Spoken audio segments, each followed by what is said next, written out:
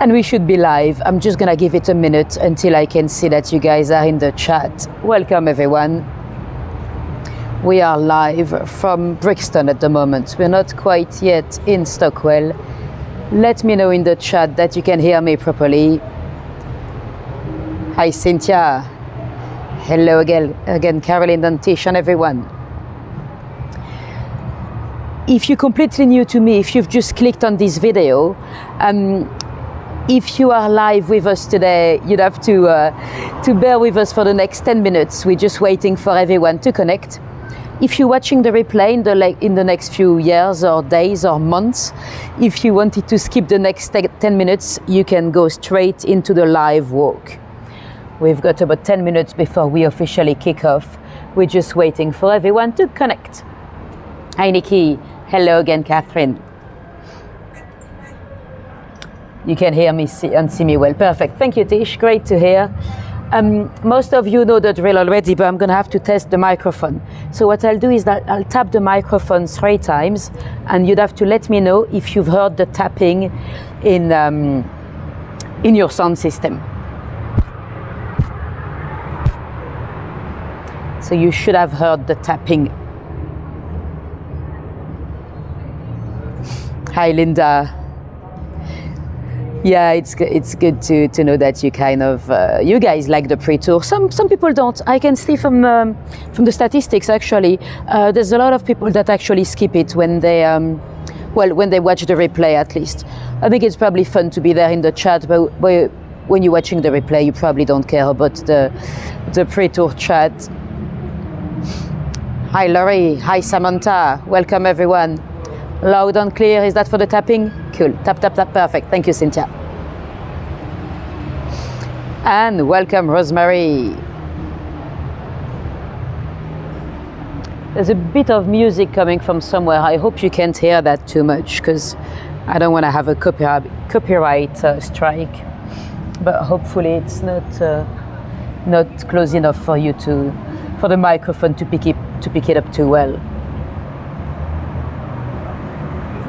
Let's see how long we've got. We've got 7 minutes before to start.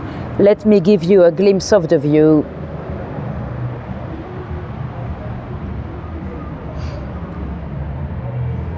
You can't hear the music. That's good, that's good. And Matthew is here. Nice to see you here, Matthew. So as you might have noticed, we are in a completely different location as we did last time. So if some of you are a bit confused, if you're like, oh, did I see this tour before? Because you've seen the thumbnail. We did try to go live 2 weeks ago, but there was an issue with the internet, let's say. It's been all over London. There's been I wasn't aware at the time that it affected my network as well, but I know that people on 3 Mobile had huge signal issues in London 2 weeks ago. So hopefully that should be resolved. Hi Keith, from Crete, Heraklion, nice. I've been there 2 years ago now. And so I decided to start the tour at the opposite end of the walk. This way, even if we did have some signal issues, hopefully it won't happen, but even if we did, that'll be at the very end of the tour. So at least that wouldn't affect us too much. I think those should be legal. They're so distracting, those those big screens on bicycles. You know, when you're cycling or you're riding a vehicle or whatever, it's distracting. But sadly, I don't make the law. It doesn't look very bright at this time, but in the evening, it's very distracting. And welcome, Martin. Let's see how 5 minutes exactly.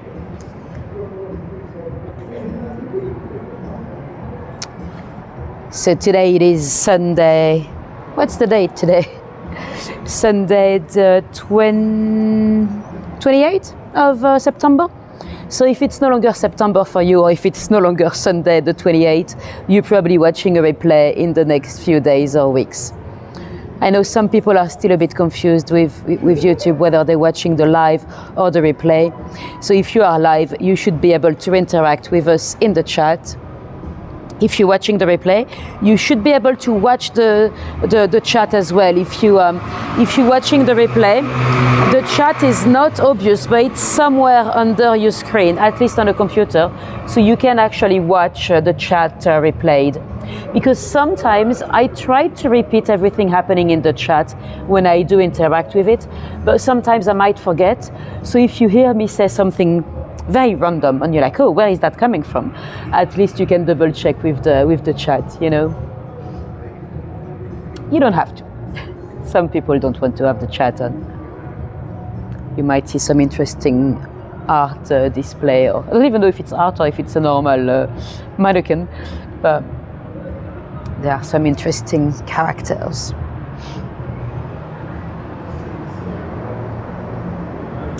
Four minutes to go. If you happen to be completely new, let us know in the chat. It's always great to see a few new names.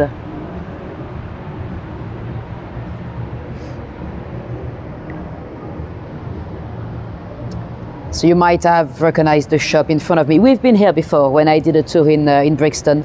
That would have been maybe a year ago now. So we've been down here, but we'll take a different route. So we're going to Stockwell today. Although technically the spot where we'll finish, where Van Gogh used to live, it's very close to where we started when we did Brixton, but different routes. That's why I knew last time that there was something wrong with the signal and it wasn't normal, because technically I was only maybe 200 yards from where we've been before when we did Brixton, so I knew it wasn't normal. Right.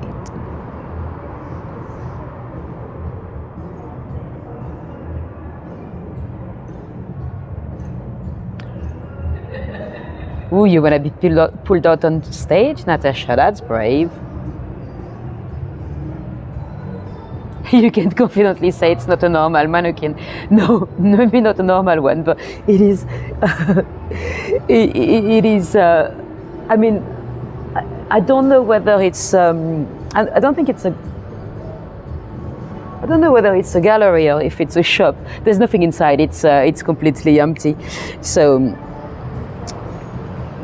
it might be a gallery in the future. They might have already placed a couple of interesting pieces.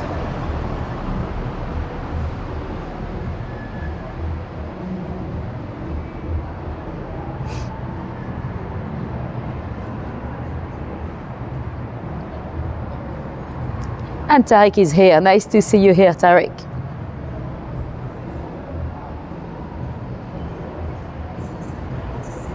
So we've got about probably 3 minutes now. Oh, 1 minute. 1 minute before it's officially time to go. Oh, hi Chile from Australia. Or Chile, I don't know. Oh, I don't know how to pronounce it, but yeah, glad you're still awake.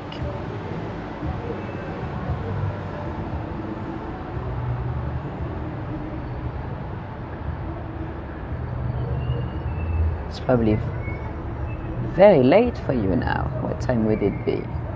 Oh, or even very early. Yeah. Wow, 3 a.m. Wow. Well, if you fall asleep before the end of the tour, I don't blame you.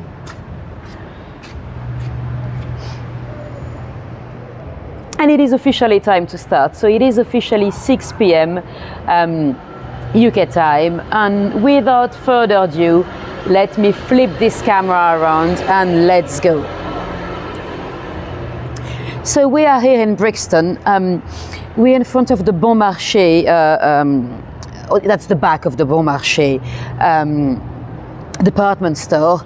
I wanted to start here because there's a lady we'll mention later on in the tour that used to work here. Her name was Violet Szabo. And the Bon Marché, we probably talked about the shop when we were here a year ago. It was started in Victorian time. It's one of those early department stores. It was named after the French one. Bon marché, that means cheap in French. Although no one really says it anymore, bon marché. We don't really have a term for cheap anymore in French. We just say it's not expensive to say it's cheap. But back in the day, they would have said bon marché. And anyway, Violet Szabo, she was a French, Anglo-French spy through the Second World War. She was part of the secret operation executive.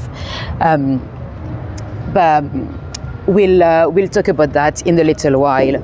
For now, let's go. Let me try to zoom out a bit. Oh no, I thought it was a bit zoomed in. Hi Pauline, welcome everyone that just joined. Welcome to Brixton. We're heading towards Stockwell, and I'm really glad the sun is coming back because it was really grey earlier. It wasn't very pretty, so we might have a bit of a sunset. So that's good news. It's just much better than the weather an hour ago. Anyway, I'm right now walking towards the spot where a gentleman you may have heard, where a guy you might have heard of grew up. It is Ronnie Biggs, one of the infamous train robbers. If you don't know about the Great Train Robbery, that was a robbery in the 60s, in 1963 to be precise, where some train robbers managed to get millions. What happened is Ronnie Biggs was actually a little player in the robbery. He was almost like the T-boy. The brain behind the robbery was a guy called Bruce Reynolds. He had some information from one of his contacts. After being caught they did another robbery at Heathrow Airport that was far more violent actually. And some of them got away with it because they bribed the police. And anyway, long story. Then he had a contact telling him that there was a train coming down every so often from Glasgow it was a postal train with governmental money.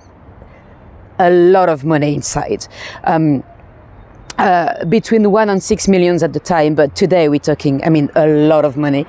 And he decided to create a little gang to go and, stop the train, rob the train, and then get away with the money. And that's exactly what he did, but he needed a train driver because they had to stop the train and they didn't know whether the actual driver would go along with with them and drive the train back another few miles for them to be able to get the money out.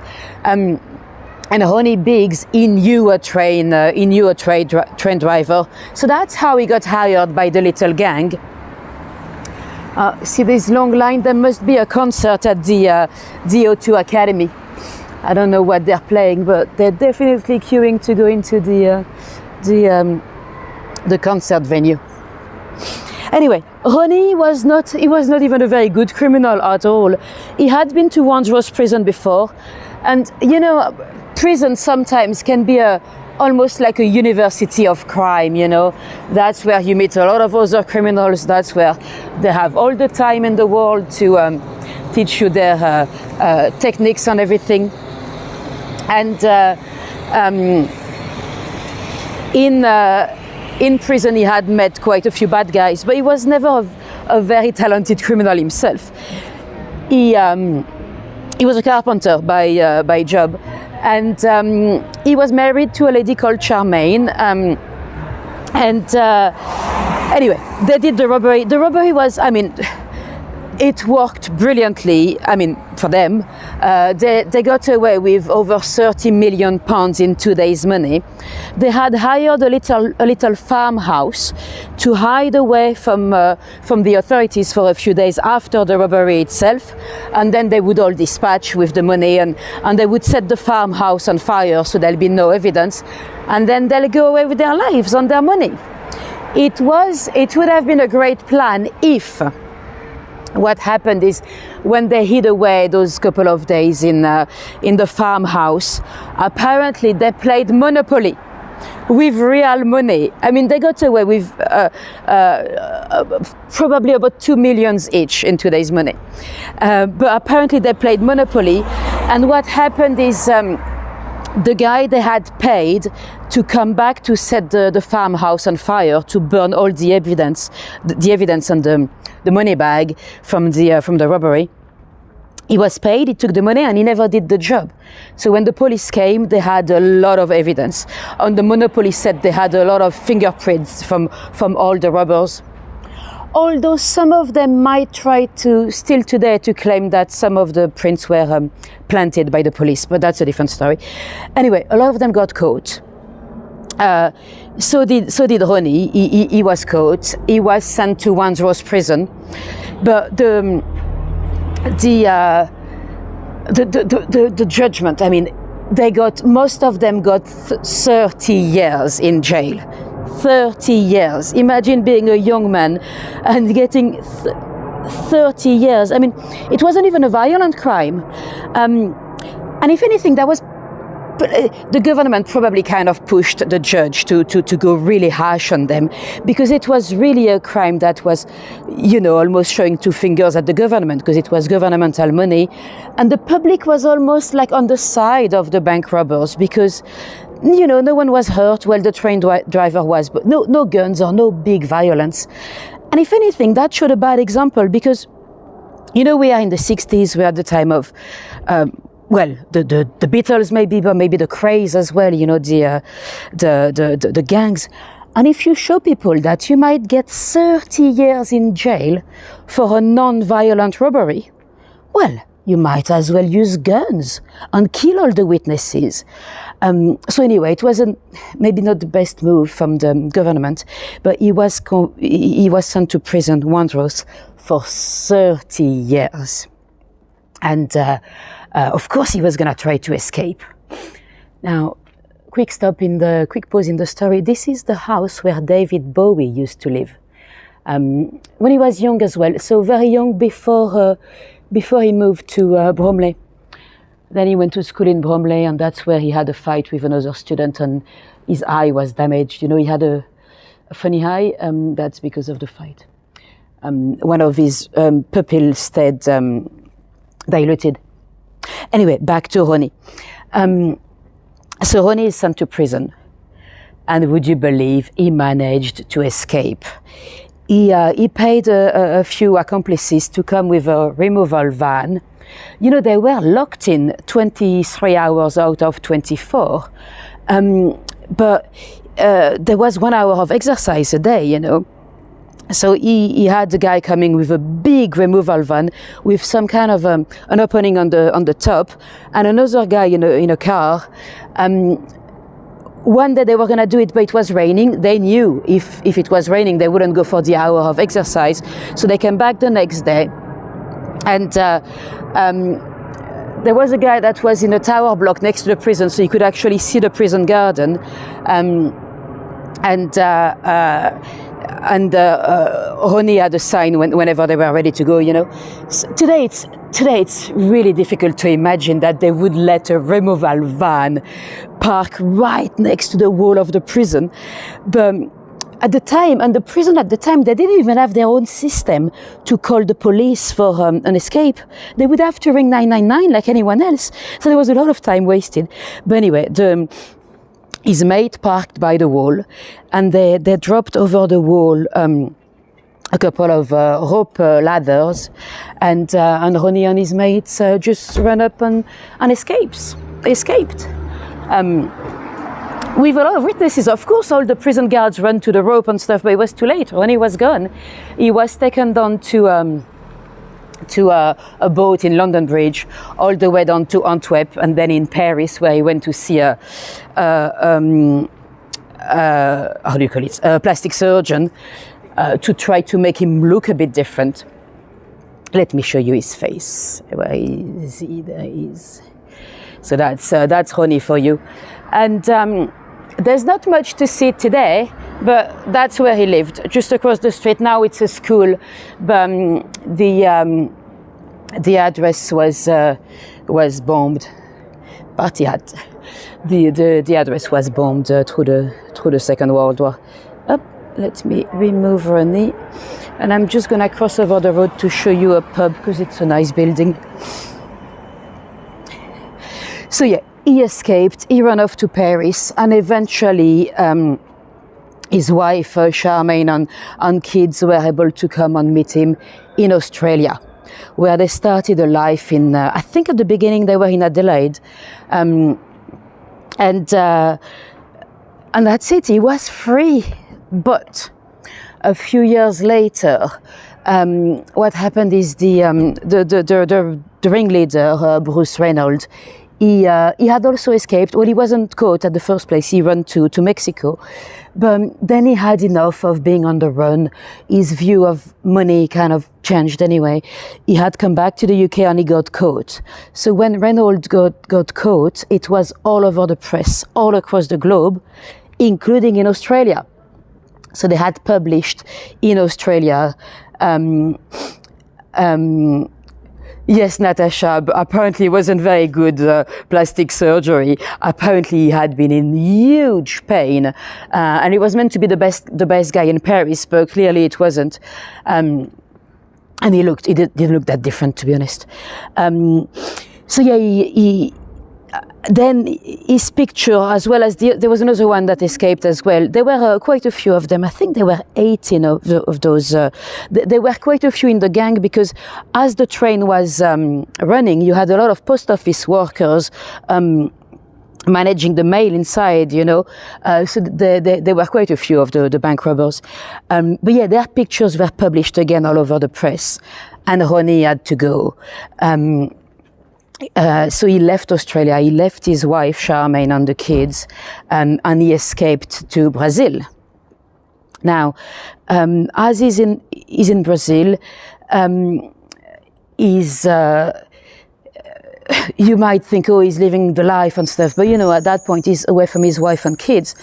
And that's when Charmaine in Australia, by that point she's out. The authorities knew about her. She actually kind of sold her story to the press. So they were then officially living in Australia, the kids and Charmaine. She had a car accident and their older boy died. Of course, Ronnie was gutted. He almost gave himself up. He apparently walked right by the British embassy, and he was gonna go in, but then he didn't because he had the news a month later anyway, because they were communicating by post, but there was an address where he was receiving letters and stuff by the American Express Bank for some reason. Anyway, and he realized, you know, his son was gone and buried already, and how was it going to help if he gave himself up? So he did not. But eventually, because Charmaine had sold her story to the press and made a bit of money, he thought he might do the same.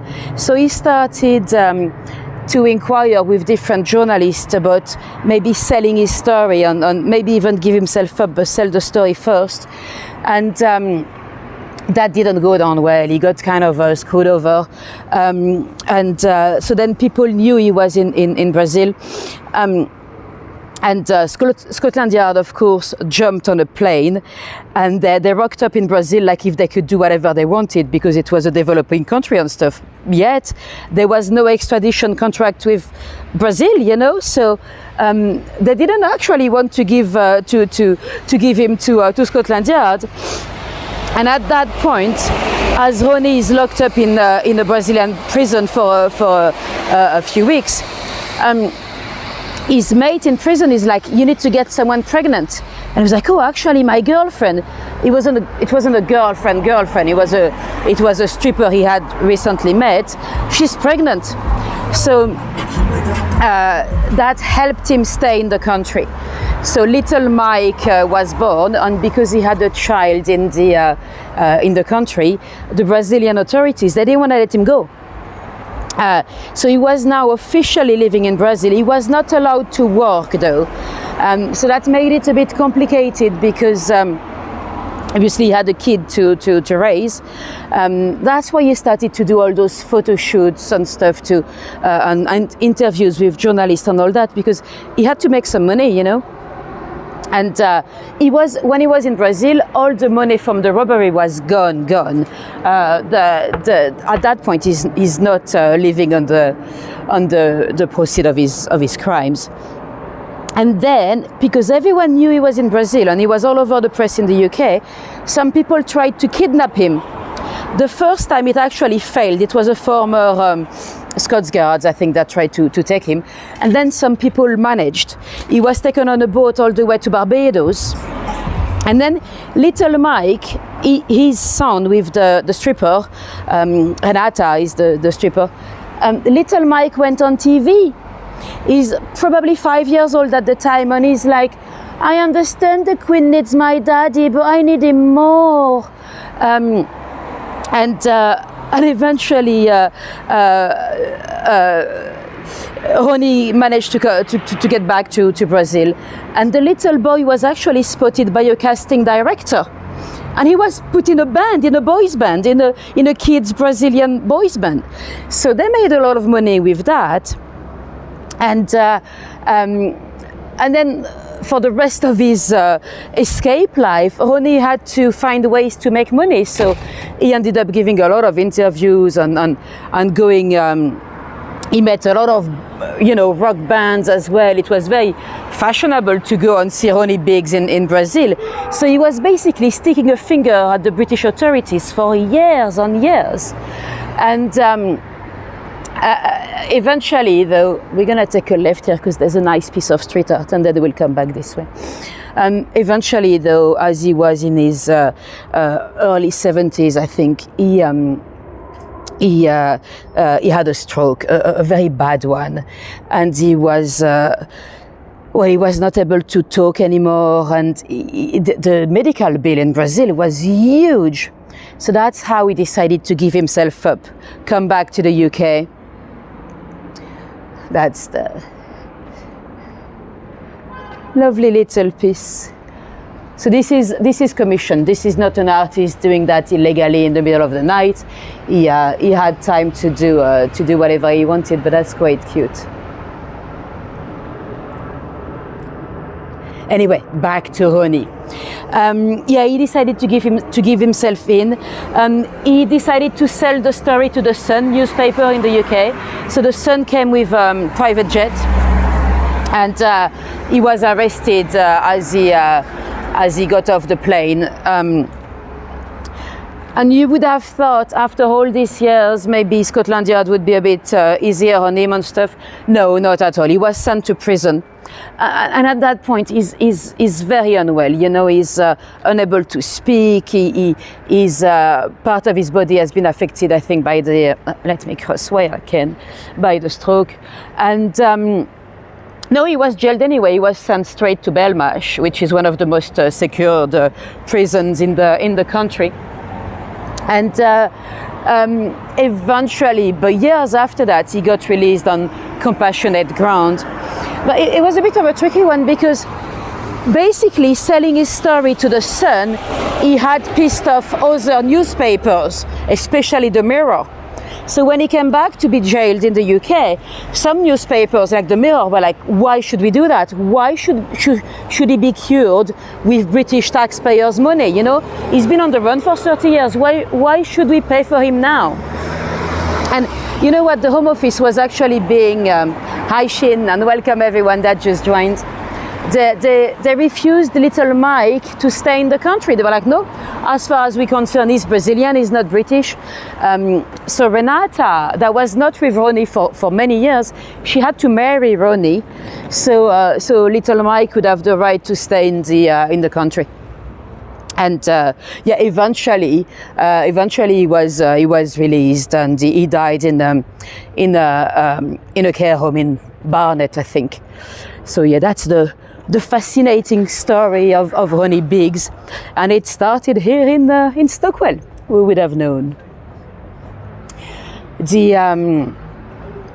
there was a show on ITV. I don't know whether you can find it on which platform you could find it from abroad, but there was a show called Mrs. Biggs that was quite well done. It's not the life of Ronnie. Well, it's the life of Ronnie, but under the perspective of Mrs. Biggs, Charmaine.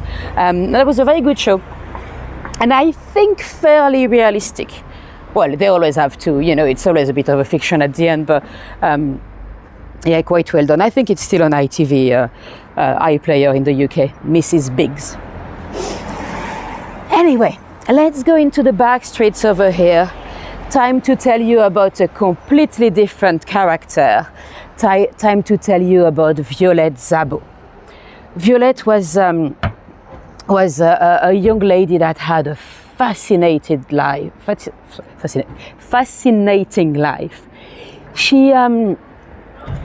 She was a child of World War I. Her dad was an English soldier, and he had met a French lady called Reine Leroy in Picardy in France. They got married just before the end of the First World War. The family lived in France. Violet's home. Oh, I think we're back. Violet's home. Oh, I think we're back. Perfect timing so I can show you Violet's home. Perfect timing so I can show you Violet's home. Are we back? Let me know in the... are we back? Let me know in the chat if you can hear me. I'm not going anywhere. Chat if you can hear me. I'm not going anywhere until you can hear me.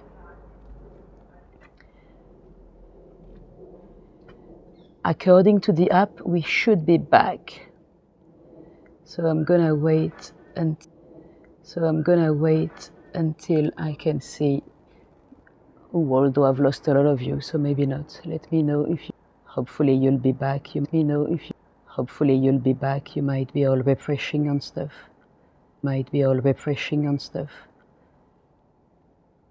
I have lost you for a few minutes, but I think we're back. At least for a few minutes, but I think we're back. At least the system is telling me we're back. Let me know in the chat whether you can hear. Let me know in the chat whether you can hear me.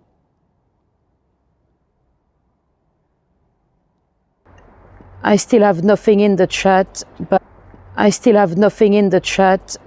don't know if you can see or hear me. If you can, let me know in the chat. If not, you know what, I'll just keep going like if nothing happened. Because last time I heard that it wasn't that bad, you know, I couldn't see the chat, I had absolutely nothing in the chat, but some of you were saying you could hear me. So if that is the case, I'll just keep going, hoping that you could hear me. Who knows? Anyway, I'm gonna assume you've seen the building. So that's where Violet Szabo used to live. So Violet lived there as a teenager.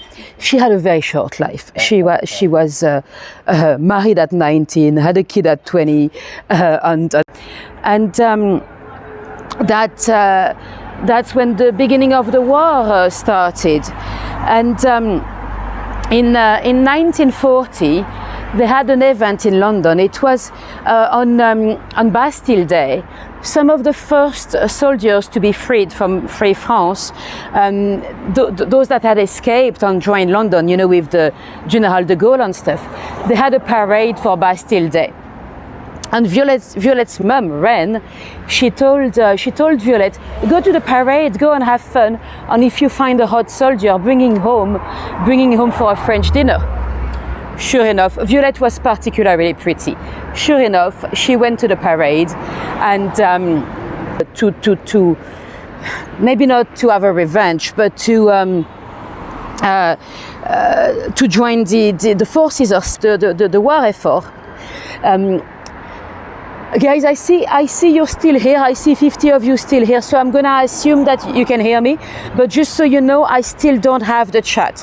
I've not had a message since at least 10 minutes ago when Samantha was saying that's a great series. So just so you know, if I'm not answering anything in the chat, it's because I've lost the chat completely. But I'm gonna assume you are back here. Anyway, it sounds funny today. It already did sound funny at the time.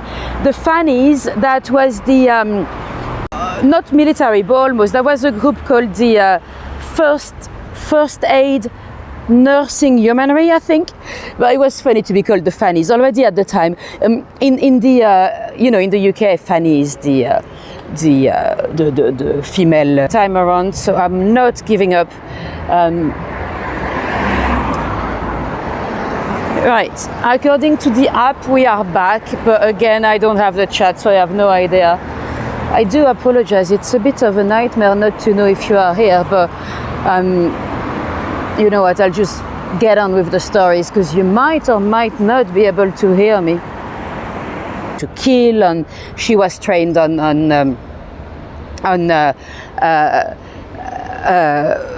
everything she had to know for spy work. At the time, you know, the Churchill decided with a guy called Buckmasters to hire a lot of ladies. 42 ladies were hired as the French section of the SOE, and they, well, out of the 42, 13 lost their lives. So that's a large number of fatalities. You know, we're talking over 30% of them did not ever come home. Sadly, Violet, or Violet, I should say, because she was French. Violet was one of them. She did not come back. She was first sent on a mission to France. You know, the people that trained her, they did say she was maybe not the brightest, and that she was a bit fatalist, which is not always the best quality for a spy. And she was first parachuted into France. She had, as she was doing the parachute training in Scotland, she had an injury with her ankle. So she probably had an ankle that was a bit dodgy. She was a very sporty girl, but she probably still had a bad ankle. Her first mission in France actually went very well. She was in the area of Rouen in Normandy. At the time, they kind of already knew that Normandy might be the location where eventually they'll arrange the debarkment. Anyway, her job at the time was to check that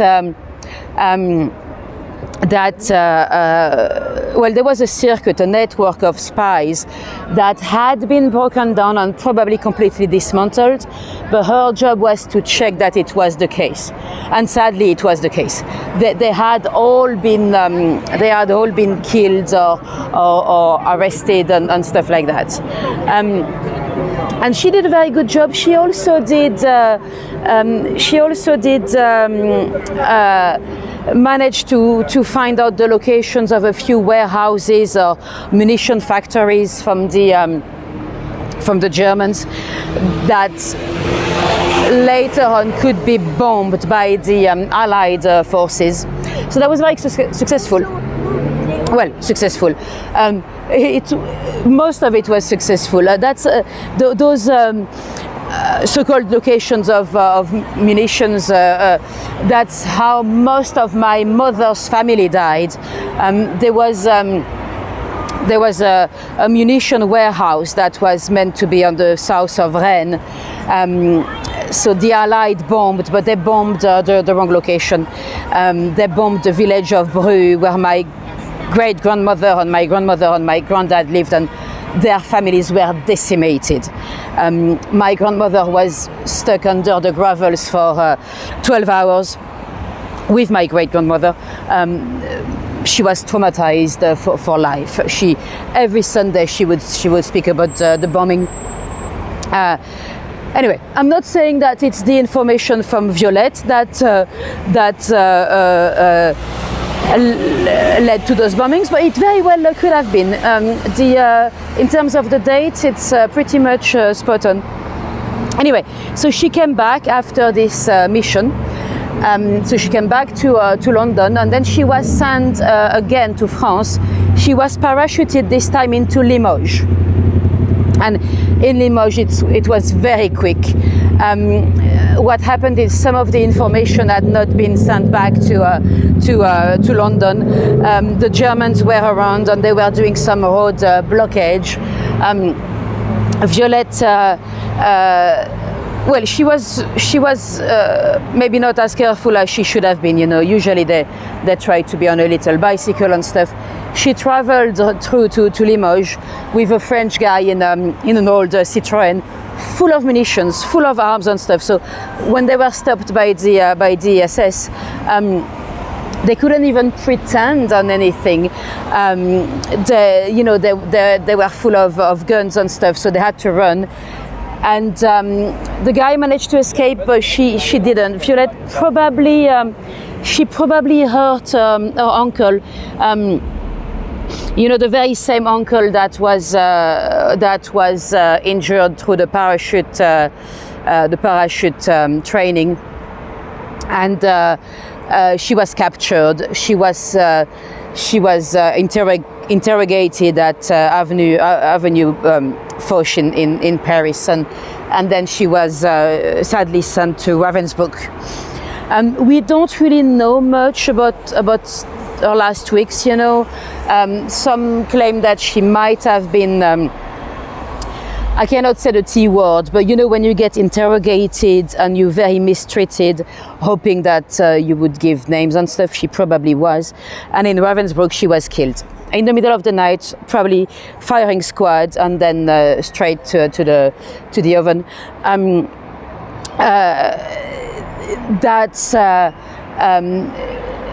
That's because, thanks to Vera Atkins, she was almost like the mother of those SOE ladies. She's the one that went, after the war, she went on, investigated into those camps to find out what really happened to our spies. So Violet became a war heroine, of course, and her little girl Tanya, she collected all the trophies. So Violet received the George Cross, as well as the Croix de Guerre in France, and Médaille de la Résistance in France. Her dad also got quite a few rewards, post-mortem, of course. But, and little Tanya, she's the one that wrote her mother's biography and stuff.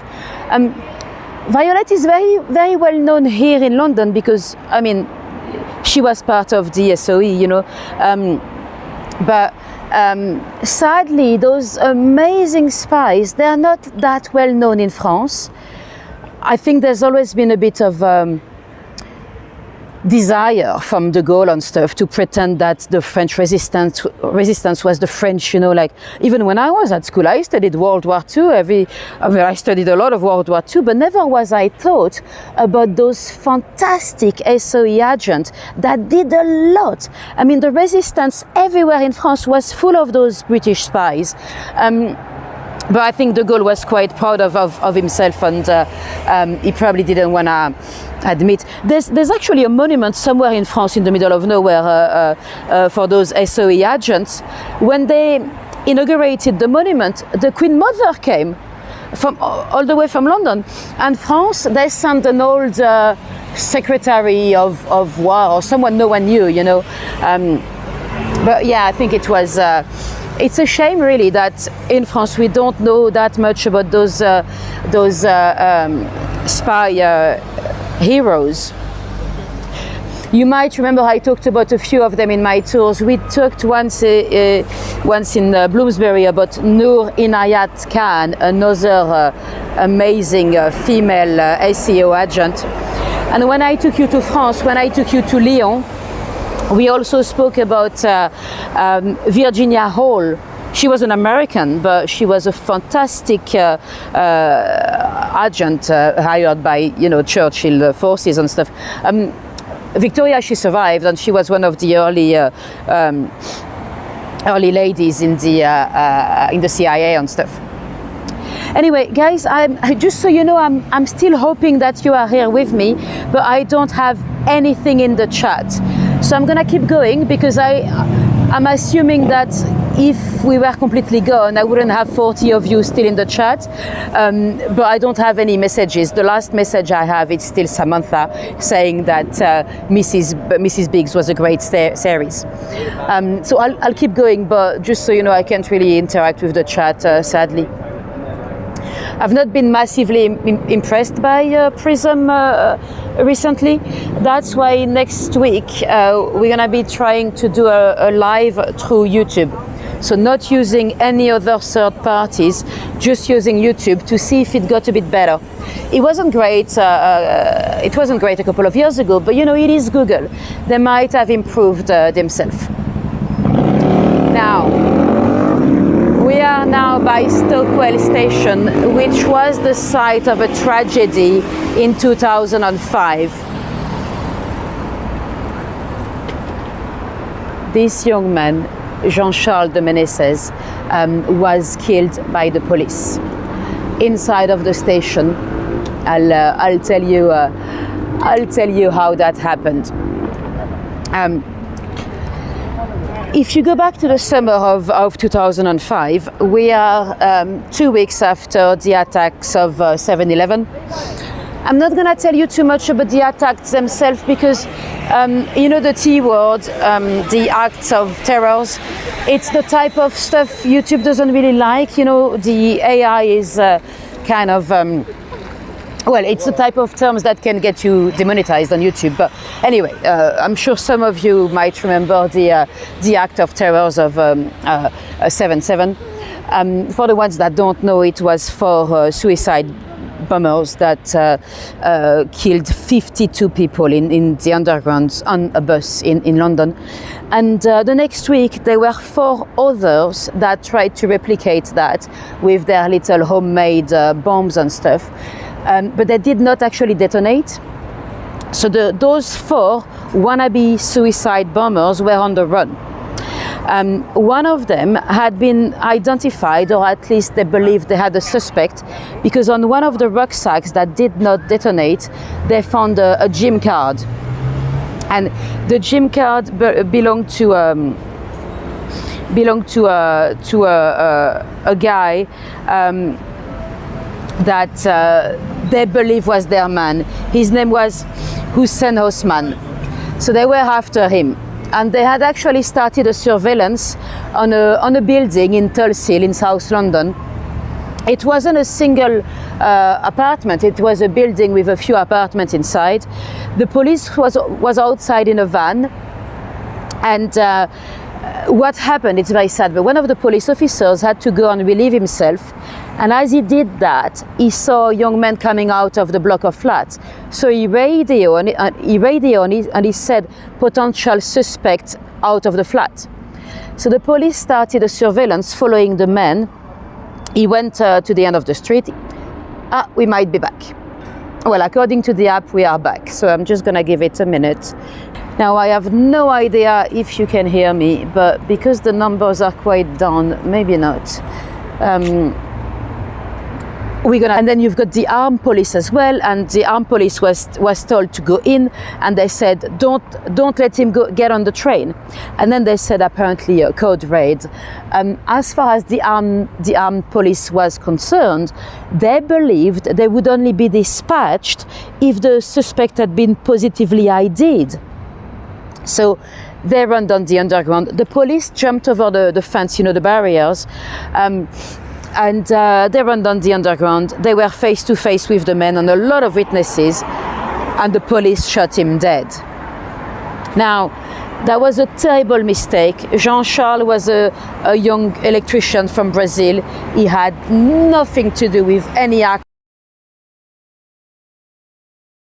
Mistake, but if the police had owned up to claiming that the shooting had to do with the act of terrors, and the press was reporting that Jean Charles had refused to stop and that he had jumped over the barriers. To be fair, it's probably because the police officers, they were not in uniforms. So when they jumped over the barriers, the eyewitnesses probably believed it was the attacker that jumped. But the police did nothing to correct that.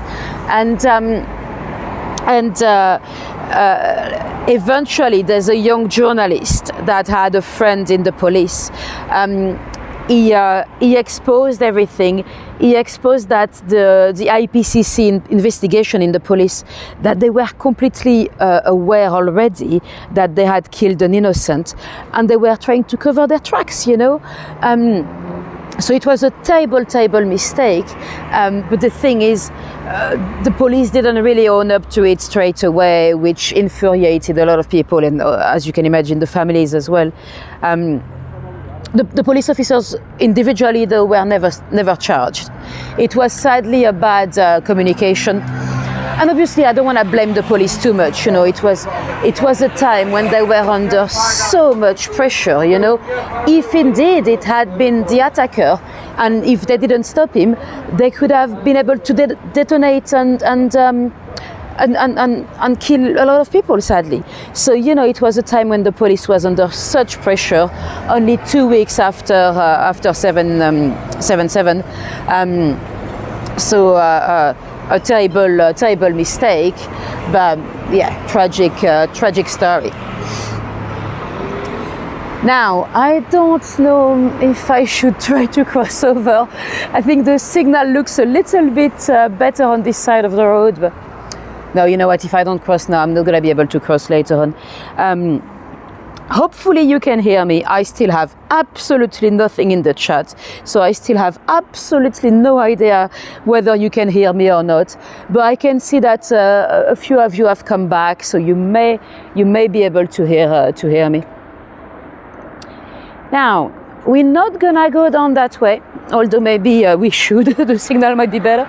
But if I went down that way, that's where I'll find some of the nursing homes where some of the victims of a terrible serial killer were targeted on Stockwell Park Road on Crescent. It is Kenneth Erskine. So we're going back to the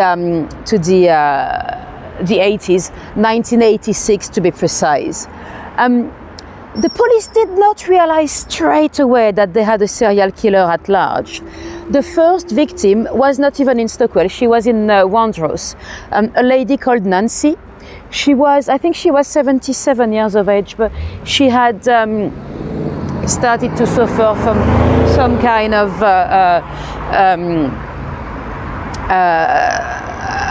age-related mind disease. And she had a carer that would come every so often. She used to be a teacher and stuff, but her mind wasn't that good. So she had a carer that would come every so often. And one day the carer turned up. Nancy didn't open the door. That's okay. The carer had the keys anyway. But as she got in, she found Nancy's body dead in her bed. Of course, she called the police and the doctors. The doctor came along and he fairly quickly concluded that it was natural causes. The carer lady wasn't too sure because she'd noticed the TV had gone missing. So she told the police the TV had gone missing, and the police decided to investigate a bit further. So they looked at the body a bit more, and they realized that it was not natural causes at all. Nancy had been brutally attacked and sexually assaulted,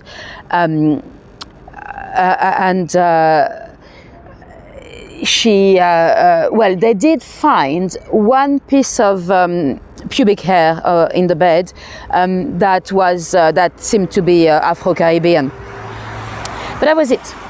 And then there was another lady, Janet, that was targeted here in Stockwell, that died in fairly similar circumstances. But at the time, although the police, there was different police stations, you know, dealing with the case, they did think that it was indeed a murder as well, but they weren't quite sure yet on whether it might have been a murder or not.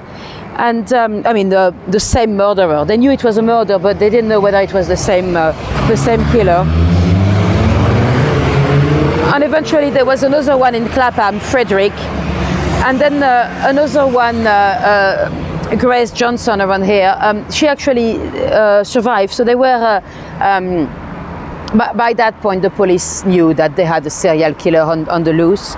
And one night here in Stockwell, so at the back of Stockwell Park Road, in another nursing home, one staff member, she was working at night. She was on a night shift, and she heard someone was awake, which was not unusual. You know, the pensioners would sometimes wake up in the middle of the night. But right, according to the app, we might be back.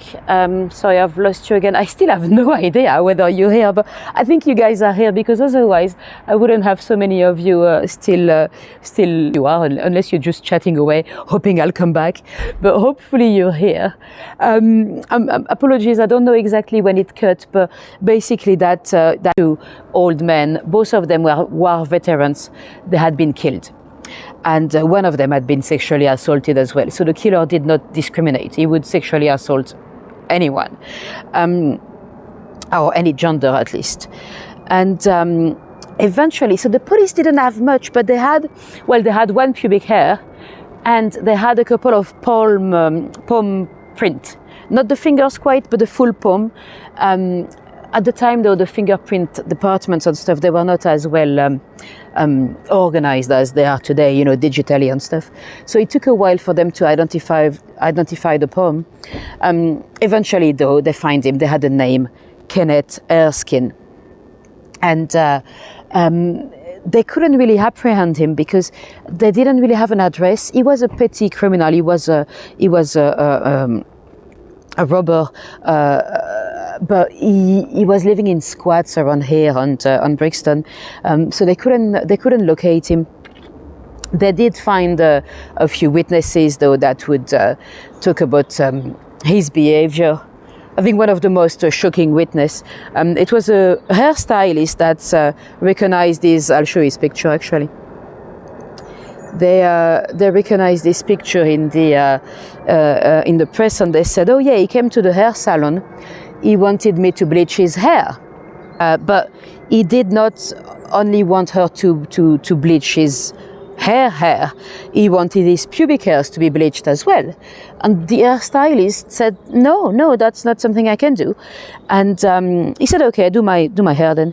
And as she walked off to maybe welcome another customer or whatever she had to do, she comes back, he's taken the product, you know, the bleaching product, and he's covered his own genitals. So the poor lady, the poor hairstylist, she had to help him clean it off, because otherwise it was going to be ridiculously irritating. So she had been shocked by that customer, and she recognized him in the press, you know, when his picture was published. Eventually he did get arrested, and they could see quite clearly that his mental health was not as I'm looking for the politically correct masturbating. That's the term. I was looking for the correct way to say it. And at the court as well. Apparently he was literally masturbating at court. Yeah, quite a case. It took a while for the police to find him, because at the time in France they had another killer, which was also Caribbean. He was from Martinique, that was targeting the same type of profiles. He was also killing and sexually assaulting older ladies, only ladies in Paris. But so at some point the police thought maybe it was the same man, but then eventually they concluded that although the victims were investigated so much, but you know, at the time they didn't have all the forensics we have today. So it took, I think it was 5 months of terror before he was caught. He was found guilty of 7 murders, although we do believe it might be up to 11. We don't know for sure. And he was sent to Broadmoor. You know, Broadmoor, it's the hospital. Well, it's a prison hospital, a psychiatric institution. And in Broadmoor, it is said that he actually saved the, the Yorkshire Ripper. He was in Broadmoor as well at some point. And apparently Kenneth saved him from being murdered in there at some point. Anyway, I'm hoping the signal will stay with us. I'm not too confident, but you might see it says the Van Gogh primary school up there, so that's a school. Apologies about his name. When we talk about Vincent Van Gogh, I never know what to call it, because in France I would say Van Gogh. In Dutch, I cannot pretend I can pronounce it correctly. In the UK, we usually say Van Gogh. But I know in America, you might say Van Gogh. So anyway, let's call him Vincent. Vincent lived in London at some point. I know he's more famous from being in the Netherlands and in south of France, in Arles and stuff. But he actually did live here in Stockwell in his early and maybe a little bit happier life times. I don't know if he was ever happy, but that's when he worked as an art dealer. Vincent had an interesting life. You know what? I'm gonna stand here before to turn because the signal might go again on that street. When he was born, actually, he was not even the first Vincent Willem van Gogh. He had a dead brother, a stillborn baby that had been named the same name. So when he was born, after his dead brother, he would see a grave saying Vincent Van Gogh, you know. And he was born, and this, you know, his parents would talk about this little angel that was dead and so much better than, you know. That could have been a bit traumatic to an extent. His love life was absolutely chaotic. He never really found anyone with whom he had a stronger connection. Oh, there are some people at the museum just now. So straight ahead, that's the Vincent Van Gogh. That's where he lived. But I'm going to stay here in case the signal drops down there. And he actually, when he lived in there, he lived with a landlady, Ursula, and her daughter called Eugenie. It is said that he was in love with Eugenie, but she was already engaged with someone else, and that's why he had to move out eventually. Although some say that he was actually in love with the mother and not Eugenie. Who knows? There was a play, well, I don't think it was international, but there was a play in London about 20 years ago called Vincent in Brixton. It's about the time when he lived here. And so yeah, his love life was absolutely chaotic. He did, he was in love with his cousins, a cousin of his at first, but she rejected him. Then eventually, when he went back to the Netherlands from here, he did fall in love with a prostitute, so he lived with her for a while, but you know, that was a sex worker, you know, so that was with a price, I suppose. Anyway, I'm going to try to go because there's a little bust of Van Gogh down that way. I suspect the signal might drop off again like it did last time, but let's try anyway. It'll be nice if it holds up. I still don't have anything in the chat, so I still have no idea whether you're still here. I'll find out when I get home. That I've been talking to myself for an hour. I hope not, but yeah. Anyway, you might see the blue plaque, so that's where... Right, we might be back now. I don't know whether you can hear me, but I hope so.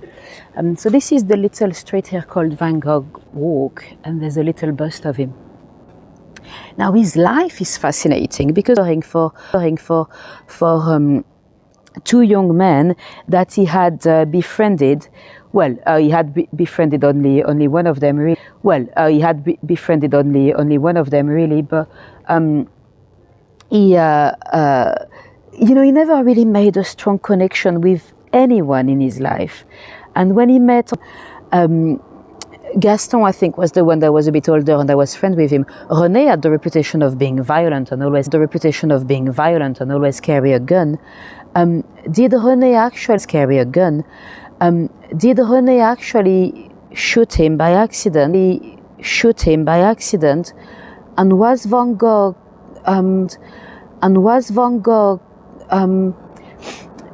nice enough to try to cover up for him, to to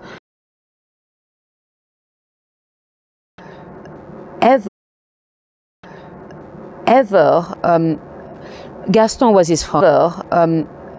Gaston was his friend. René was not. René was actually his friend. René was not. René was actually bullying him, putting some chili powder on his pencils because he used to lick the top of the pencil. Published in, hold on, I'm just gonna climb down from here. I think there was a book published in 2011 actually. So it's not. Oops, sorry. I mean, you might be still here. You might be very. I mean. You might be still here. You might be very active in the chat, saying bye on everything, but I don't. Active in the chat, saying bye on everything, but I don't see any of that. The last message in the don't see any of that. The last message in the chat. It's still when in the chat. It's still when Samantha said, "Oh, that was a great series." About Samantha said, "Oh, that was a great series." About the ITV series about the ITV series about Mrs. Biggs. So I've got no idea. Mrs. Biggs. So I've got no idea whether you guys are here or not still. Whether you guys are here or not still. No more third party. I'll do a live walk on YouTube. It might not be great at all. It might actually be quite bad. It used to be bad. So don't expect don't expect anything. Don't